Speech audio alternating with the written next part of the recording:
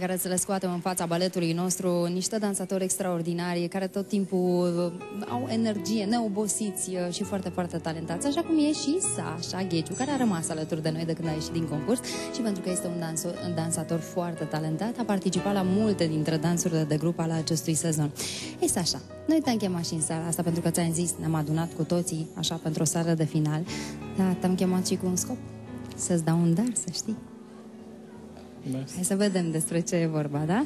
Compania MoneyGram, specializată în transfer internațional de bani, este întotdeauna alături de românii care muncesc în străinătate pentru a-și ajuta familiile rămase acasă și se bucură să-l poată ajuta și pe Sasha să fie din nou împreună cu familia lui. MoneyGram îi dă lui Sasha un cec în valoare de 3.000 de euro ca să-și împlinească visul. Iată, acesta este cecul pentru... Mulțumesc mult pentru familia mea. Da, o să te bucuri, sunt sigură, alături de familia ta și de fratele tău care este plecat.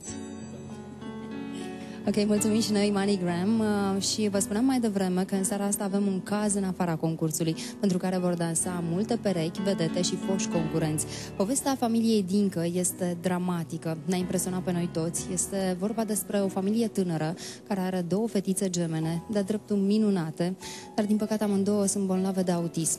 Este o poveste tulburătoare pentru puterea de sacrificiu a acestor părinți, a bunicilor, a rudelor și prietenilor lor, pentru îndârjirea cu care vor să-și salveze fetițele, pentru eforturile extraordinare pe care le fac de 2 ani.